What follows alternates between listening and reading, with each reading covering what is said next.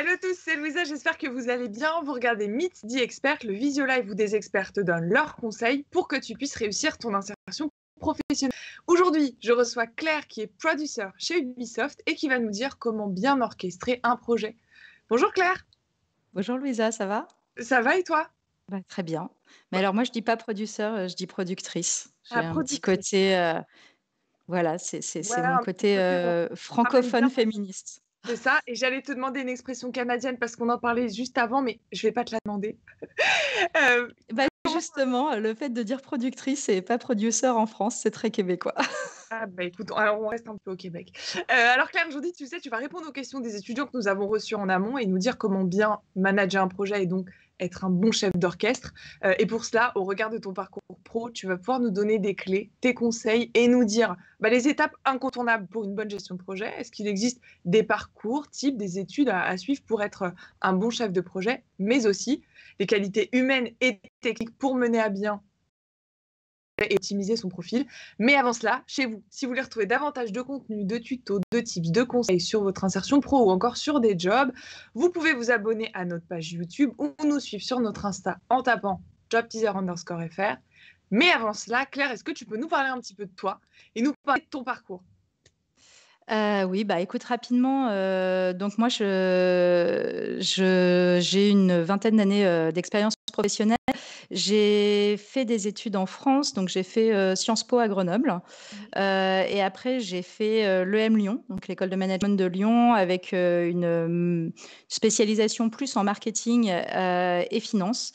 J'ai beaucoup exploré, pendant ces moments-là. J'ai eu la chance de faire pas mal de stages et j'ai beaucoup exploré des milieux différents, c'est vrai que j'ai fait un premier stage dans les jeux vidéo et tout ça va revenir beaucoup autour de pourquoi est-ce que je suis aujourd'hui productrice chez Ubisoft. C'est l'amour d'un secteur, même plus que l'amour d'un type de job. Ensuite, je suis partie, 8 ans dans la grande consommation chez Nestlé parce que je faisais du marketing. Je m'étais spécialisée en marketing et pour moi, c'était la voie royale du marketing. J'ai beaucoup appris dans ce cadre-là et après ça, j'ai fait un break d'1 an. J'ai fait un tour du monde et en revenant, j'ai décidé que je voulais pas me rasseoir à la même place. Je suis repartie sur, du coup, mes premières amours, en termes d'environnement de travail qui était le jeu vidéo et ça fait maintenant 12 ans que je suis chez Ubisoft, où j'ai travaillé un peu en France, beaucoup au Canada, sur des projets très différents. J'ai commencé en marketing, mais toujours en studio. Ce qui m'intéresse beaucoup, c'est la relation avec, le studio de production, comment on fait un jeu, et puis ça m'intéressait tellement que j'ai fini petit à petit par me spécialiser pour rentrer, en production et en gestion de projet. Donc ça fait maintenant 2 ans que je suis productrice, sur Just Dance. Et parmi les questions des étudiants, beaucoup se sont intéressés à ton métier. Alors, est-ce que tu peux nous dire en quoi consiste le métier de productrice? Alors, mon métier, c'est de pouvoir créer les conditions propices, à la réalisation d'un jeu dans les délais, le budget et la qualité impartie. C'est assez large comme définition, mais pour moi, j'ai un peu réfléchi parce que pour moi, c'est important de se rendre compte que justement, en tant que productrice, je ne fais rien personnellement qui va se retrouver directement dans le jeu. Je fais en sorte que les gens de l'équipe et plus largement les gens de l'entreprise, soient les meilleurs possibles dans chacun faire ce qu'ils ont à faire pour que le jeu soit le meilleur possible. Donc mon boulot, c'est souvent, un boulot de catalyseur, j'ai envie de dire, de faire en sorte qu'on part d'un potentiel et on le magnifie, on fait en sorte que ce soit plus grand que ce qu'on imaginait à la base, tout en conservant, des contraintes, budgétaires et de temps qui sont assez drastiques. Et du coup, il y a un côté, plus tourné vers l'extérieur, qui est le côté, comprendre, comment aller chercher, les financements pour faire un jeu, convaincre.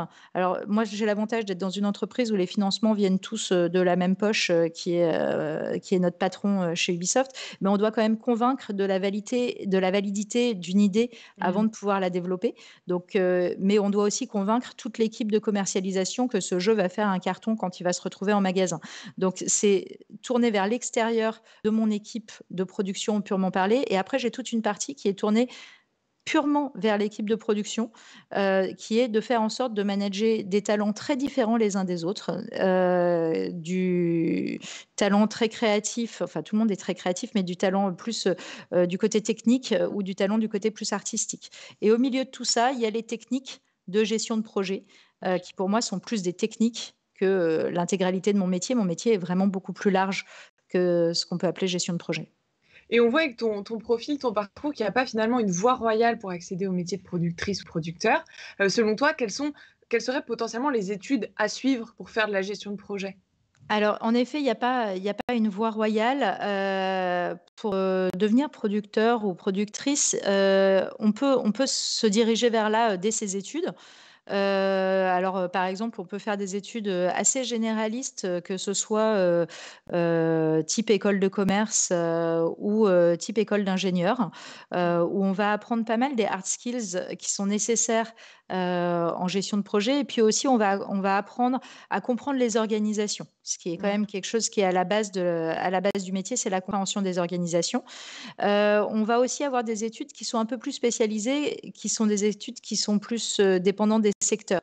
Donc, dans le secteur des jeux vidéo, il y a des écoles, des masters qui sont spécifiques gestion de projet dans le métier du jeu vidéo ou gestion de projets culturels, d'entreprises culturelles et cetera. Où on va avoir déjà des outils, au niveau hard skills qui vont être plus spécifiques au secteur. Donc ça, c'est quand on sait déjà qu'on veut se diriger vers ce type de métier-là. Après, quand on est en entreprise, ça peut aussi être, une surprise qui arrive plus tard, de commencer par un autre métier et de petit à Mmh. petit, se spécialiser pour aller dans cette direction-là, comme ça a plutôt été mon cas. Et pour ceux qui savent déjà, qu'ils auraient envie de devenir, chef de projet, de faire de la gestion de projet, tu parlais d'hard skills, on peut aussi parler de soft skills, hein, la prochaine question. Mmh mh. Que faut-il mettre en avant sur son CV et sa lettre de motivation pour valoriser un profil de chef de projet? C'est une question qu'on a reçue. Heu, Alors, c'est vrai que, moi j'ai l'habitude de dire toujours que c'est un métier où on a vraiment besoin de ses 2 jambes, sa jambe soft skills et sa jambe hard skills. mmh.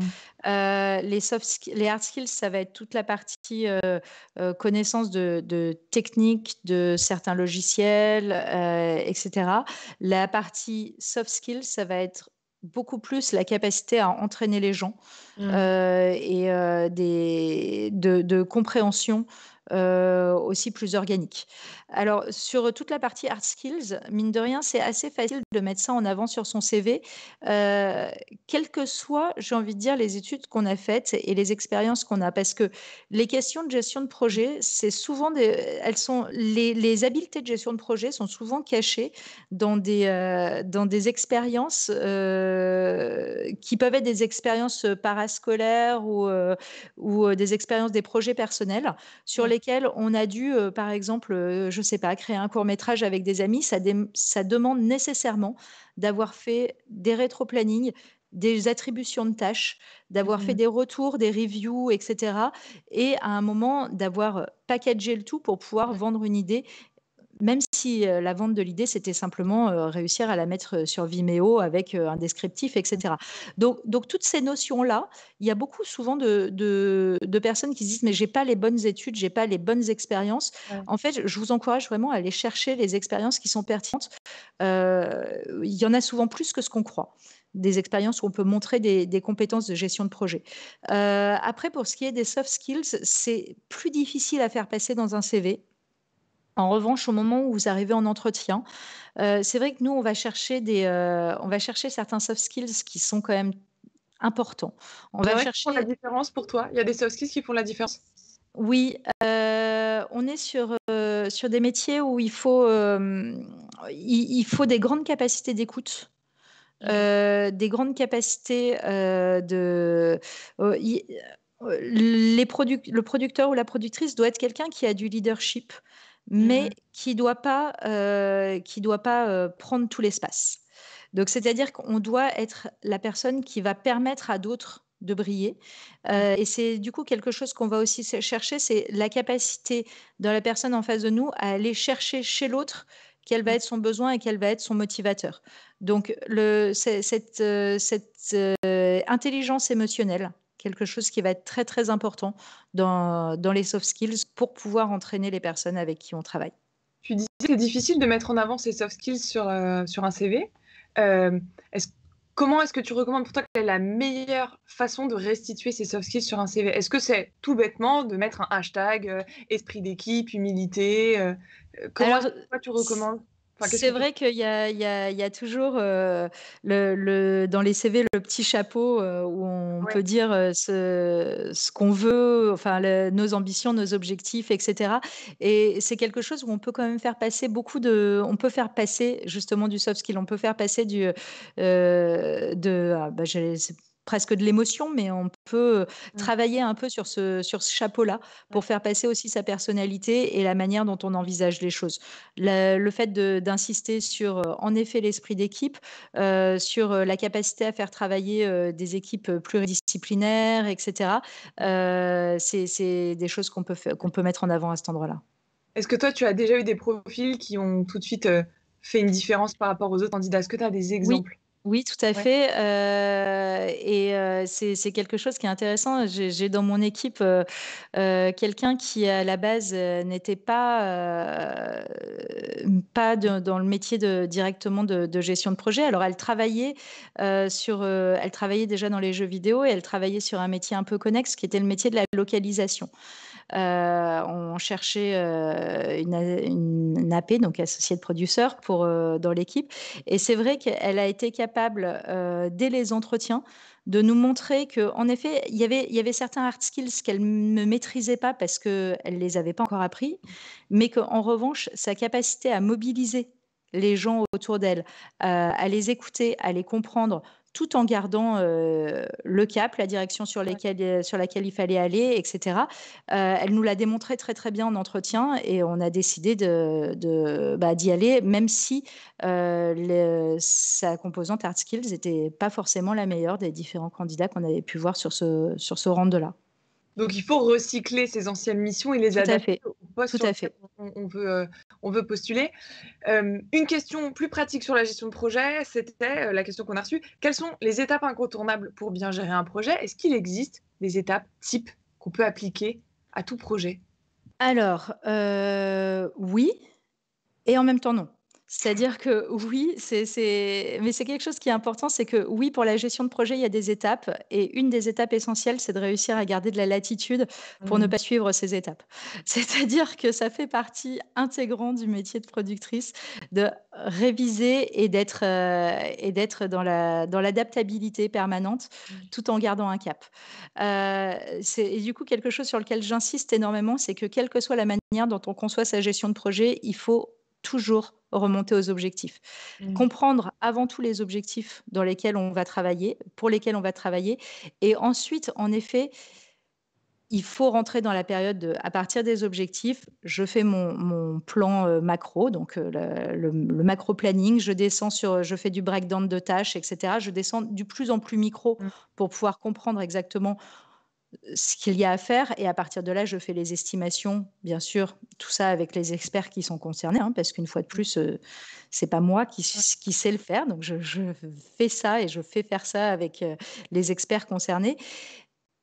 Et à partir du moment où on a les estimations, toujours remonter aux objectifs pour se demander si on arrive à ce moment-là, est-ce qu'on est dans les budgets, dans les timings, etc. Si on n'y est pas priorisé, reprioriser par rapport aux objectifs et refaire la boucle. C'est extrêmement itératif et il faut se garder de la place pour Mhm. des respirations. C'est-à-dire, en particulier, ça c'est assez typique dans le management de projets créatifs. Quand on fait un projet, quand on fait un planning de projet, il faut se garder du temps de respiration. La difficulté est toujours de laisser suffisamment d'espace pour qu'il y ait de la place pour la créativité, tout en resserrant de Mhm. manière suffisamment fréquente pour Mhm. pouvoir garder un rythme de production qui fait qu'on arrive à garder la cadence. Et tu vois, là, je me mets à la place de ceux qui nous regardent et qui se disent, ça m'intéresse, mais j'ai jamais fait ça. J'ai jamais défini des objectifs, un rétro-planning, j'ai jamais une vision macro-micro. À quel moment on apprend à faire ça? Est-ce qu'il faut attendre d'être intégré dans une entreprise ou est-ce qu'on l'apprend en école de commerce, de management? Pour toi, quel est le meilleur moyen, le meilleur moment? Alors, on peut apprendre les méthodes de production. En particulier, moi, je vous encourage beaucoup à réfléchir aux secteurs dans lesquels vous voulez travailler. Il y a des grands secteurs qui font du sens, par exemple, le jeu vidéo, la production logicielle, etc. C'est les mêmes types de Ouais. production et de modes de production sur lesquels on va se retrouver donc, tout ça, on peut l'apprendre. Est-ce qu'on veut être en méthode agile? Est-ce qu'on veut être en waterflow, etc. Donc ça, c'est des choses qu'on peut apprendre et qui sont des cadres théoriques. C'est très bien d'avoir le cadre théorique. Après, en revanche, il faut aborder ces premières expériences avec beaucoup d'humilité parce que ces cadres théoriques, comme je disais, sont souvent un cadre dans lequel on doit beaucoup naviguer et Mm. être très flexible. C'est des métiers dans lesquels on doit avoir beaucoup de flexibilité, mais c'est aussi les principes qui sont au cœur de la méthodologie agile, par exemple. Et tu as des exemples d'outils de gestion de projet? C'est une question qu'on a eue. Alors, j'en ai, mais je vais pas être la meilleure personne pour ça parce que comme j'ai pas fait des études de gestion de projet, moi, j'utilise les outils de gestion de projet qu'on utilise chez Ubisoft et c'est vrai que je suis pas la plus grande experte pour pouvoir faire benchmark autour de ça. Donc, nous, on utilise des outils type Jira, essentiellement en gestion de projet, et des outils internes. Après, ce qui est important, et puis il y a Microsoft aussi qui fait des bonnes suites avec Microsoft Projects, Visio, etc., qui aident quand même beaucoup. Qui aident quand même beaucoup. Je vois beaucoup de gens autour de moi qui utilisent Trello. Et il y a pas mal dans les jeux vidéo de gens qui utilisent Trello. Nous, on ne l'utilise pas dans l'équipe, mais je me rends compte que c'est quand même un outil assez convivial et assez puissant. Il faut réfléchir ces outils en fonction de ce dont on a besoin, mais aussi ce qu'on peut avoir. L'avantage d'une grande entreprise comme Ubisoft, c'est que nos outils sont dimensionnés avec l'entreprise, mais c'est vrai qu'on n'a pas toujours cette chance. Donc, il faut s'entraîner avec des Trello, etc. C'est très bien pour Ouais. s'entraîner. Après, il faut aussi se rendre compte que quand on intègre une entreprise, il y aura forcément les Des outils outils, maison à mm, apprendre. qu'on Et peut puis, pas. on n'en voudra à personne de devoir les apprendre, hein. Ouais, il y a ça aussi. Une C'est autre pas question. très grave d'arriver et de pas savoir maîtriser Jira. Ouais. Ça Pas s'apprend. de stress là. Claire, une autre question pour toi qui est en quoi orchestrer un projet peut être différent d'un secteur à un autre? Alors,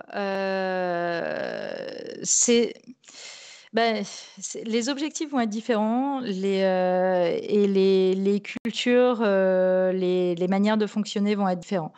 Du coup, d'un secteur à un autre, ça va aussi dépendre des interlocuteurs qu'on va avoir. Par exemple, ça n'a rien à voir pour moi d'avoir comme client final mon investisseur interne qui est Yves Guillemot versus quelqu'un qui travaille dans l'aérospatiale et qui a comme client une agence spatiale nationale avec Mm. des enjeux qui sont très très différents. Dans les deux cas, on va faire de la gestion de projet.